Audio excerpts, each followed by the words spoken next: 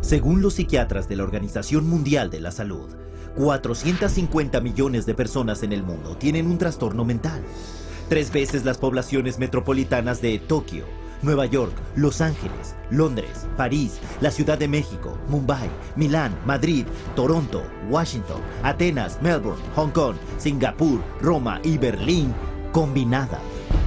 ¿Hay realmente esta cantidad de enfermos mentales o es solo un caso de buen marketing?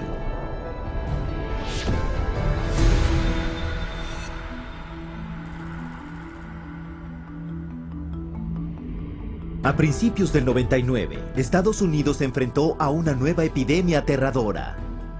Te sonrojas, sudas, tiemblas, te resulta difícil respirar, decían los pósters, con el eslogan, imagina ser alérgico a la gente. La enfermedad era el trastorno de ansiedad social, TAS o SAD en inglés, y se afirmaba que afectaba al 13,3% de la población americana.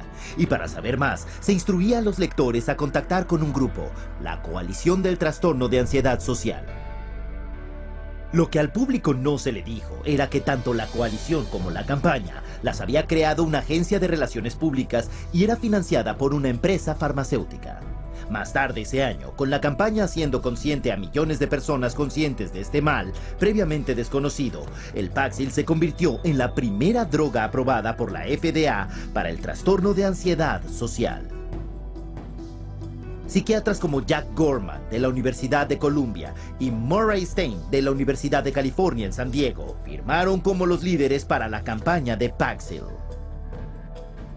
Y en 3 años, Paxil se disparó desde la 3ª posición en su clase a ser la primera. El director de producto de Paxil alardearía más tarde: el sueño de cada hombre de marketing es encontrar un mercado no identificado, desconocido y desarrollarlo. Eso es lo que pudimos hacer con el trastorno de ansiedad social. La competición del Paxil se fijó en esto. Ese mismo año, Pfizer consiguió la aprobación de la FDA para vender su antidepresivo Zoloft para el tratamiento del trastorno del estrés postraumático.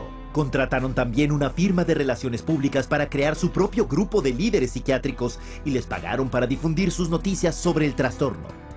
Esta campaña afirmaría que 1 de cada 13 personas desarrollaba este trastorno en su vida. Y esto incluía a quien viera un acto de violencia, un desastre natural o un evento angustioso. Y como con Paxil, las ventas del Zoloft subieron por las nubes. For the psychiatric drugs, the goal is to have as many people on them as possible. So the way to do that is to convince normal people that they have some defect or mental disease or condition that requires treatment. So I mean that's the way they do it. They hire these big marketing companies that come up with these campaigns. We're going to tell you about your disease so that you can lead a happier, healthier life. Oh, and by the way, we have a drug too that helps to treat this disease. Esta práctica de vender la enfermedad se conoce como la compra-venta de la enfermedad, una expresión que definió el periodista Lynn Payer como intentar convencer a gente que está esencialmente bien de que están enfermos, o gente ligeramente enferma de que están muy enfermos. En Madison Avenue, la compraventa de la enfermedad se logra con una estrategia de clasificar la condición, donde la enfermedad mental se vende igual que los coches, la cerveza o el detergente de ropa. Y de acuerdo con el mayor gurú de Nueva York, Vince Parry, no hay una categoría terapéutica que acepte mejor la clasificación que el campo de la ansiedad y la depresión, donde la enfermedad raramente se basa en síntomas mensurables y por lo tanto abierta a la definición conceptual. Parry sugiere entonces a los ejecutivos 3 estrategias principales para lo que él llamó el fomento de la creación de enfermedades psiquiátricas. La primera es elevar la importancia de una condición o hacer que el público crea que un problema es mucho peor y mucho más extendido de lo que realmente es. Antes de la introducción de los antidepresivos SSRI, la depresión se consideraba, incluso para los psiquiatras, que afectaba a solo 100 de cada millón de personas. Desde entonces, las estimaciones han subido a tanto como 100,000 por 1,000,000. Un aumento de 1000 veces. El resultado es que más o menos el 10% de los americanos, unas 27 millones de personas, toma antidepresivos hoy en día, el doble que en 1996. Very good marketing. That all, expressions of human emotion, deep sadness and fear and anger and whatever else they happen to be, are now classified as, a major problem, a psychiatric problem, a psychological problem that needs to be dealt with drugs. Otra enfermedad psiquiátrica, el trastorno bipolar, se consideraba raro, afectando solo a una décima parte del 1% cuando se introdujo en el DSM-3. Hoy se afirma que un 10% de la población, 100 veces el número original, tiene esa condición. El trastorno bipolar pediátrico no estaba enumerado siquiera en el DSM cuando el psiquiatra de Harvard, Dr. Joseph Biederman, empezó a publicar estudios afirmando que los cambios de ánimo en los niños no eran comportamientos normales, sino que en realidad eran enfermedades mentales. La campaña de ventas de la enfermedad de Biederman funcionó. Solo en la última década, el índice de niños con bipolar ha subido un 4000%. Pero lo que no se le dijo a los padres era que 25 empresas farmacéuticas distintas habían garantizado el trabajo de Biederman. La extensión de su influencia no se reveló hasta que una investigación del Senado en 2008 expuso a Biederman por no informar de más de $1.600.000 en ingreso farmacéutico. Pero estas revelaciones no tuvieron efecto en la psiquiatría. El bipolar pediátrico sigue siendo aceptado ampliamente en la comunidad psiquiátrica. These labels are being applied to younger and younger children, which I think is really, a sad case. Not sure I agree with any of those labels to begin with, but let alone for them to be applied universally to young kids. This idea that childhood itself is a psychiatric disease is simply based off some completely unsubstantiated idea that got printed in the psychiatric manual, and there's no science behind it whatsoever. La venta de la enfermedad, estrategia número 2, redefinir una condición existente. Esta táctica toma un estado de ánimo normal y lo redefine como una enfermedad psiquiátrica que ahora tiene que tratarse con drogas. Ejemplo, la tristeza invernal, una condición mental común relacionada con la falta de sol en los meses de invierno, pero redefinida por los psiquiatras como el trastorno afectivo estacional, una enfermedad psiquiátrica que requiere tratamiento psiquiátrico. Otro ejemplo, consideremos el cambio de emociones en la menstruación de la mujer, creada por los psiquiatras como trastorno disfórico premenstrual. Una enfermedad mental descubierta no en el laboratorio, sino en el departamento de marketing del fabricante de drogas Eli Lilly.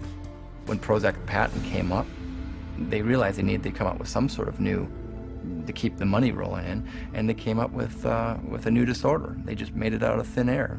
The premenstrual dysphoric disorder, the PMDD, and then the new wonder drug, which was Serafem, which if you look at Serafem on the back of the label, it just says, this is Prozac.